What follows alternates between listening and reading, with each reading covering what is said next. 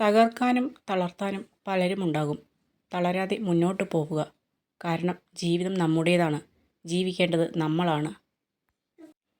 സ്വയം സ്നേഹിക്കാൻ കഴിയുന്ന ഒരു വ്യക്തിക്ക് താൻ ഇഷ്ടപ്പെടുന്ന ഒരാളുടെ പെരുമാറ്റ രീതികളെ സ്വന്തം പെരുമാറ്റ രീതികളായി തന്നെ പരിഗണിക്കാൻ സാധിക്കും.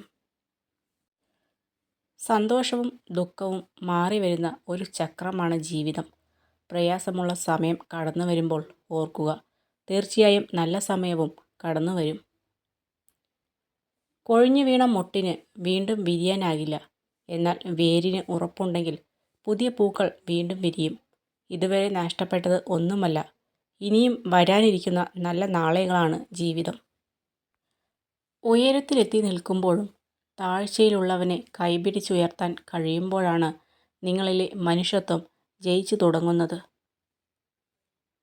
നമ്മുടെ ജീവിതത്തിൽ നമ്മൾ നമ്മളോട് ചെയ്യുന്ന ഏറ്റവും വലിയ തെറ്റ് നമ്മളെ മനസ്സിലാക്കാൻ കഴിയാത്ത ആളുകൾക്ക് വേണ്ടി നമ്മുടെ സ്നേഹം, കണ്ണീർ, സമയം എന്നിവ ചിലവഴിക്കുന്നു എന്നുള്ളതാണ്.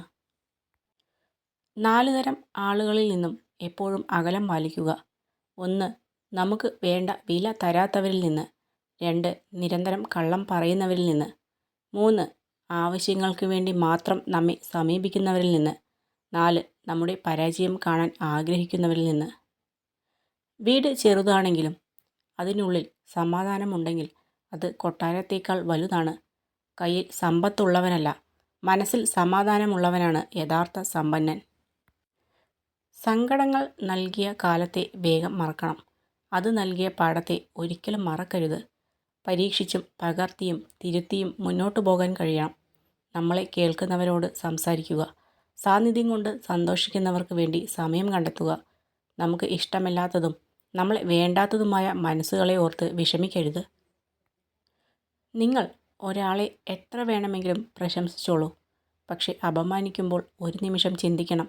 കാരണം അപമാനം എന്നത് അവസരം ലഭിക്കുമ്പോൾ നൽകുന്ന വായ്പയാണ്. എല്ലാവരും പലിശ സഹിതം തിരികെ നൽകുന്നു.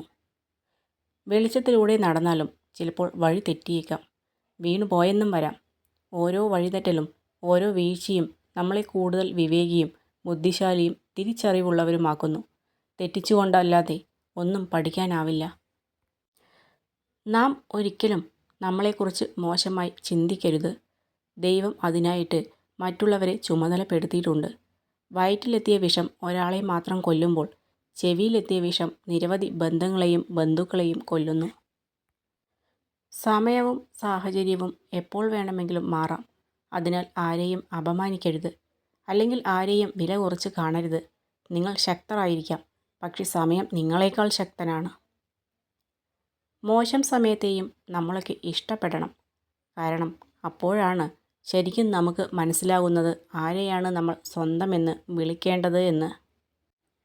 ബന്ധങ്ങൾ തുടങ്ങുന്നതും നിലനിൽക്കുന്നതും അവസാനിക്കുന്നതും സ്നേഹത്തിൻ്റെയും പരസ്പര വിശ്വാസത്തിൻ്റെയും പേരിലാണ്. സാഹചര്യങ്ങൾ എത്ര തന്നെ പ്രതികൂലമായാലും പരസ്പരം ഉപേക്ഷിക്കാൻ കഴിയാത്തതിൻ്റെ കാരണം സ്നേഹമാണ്.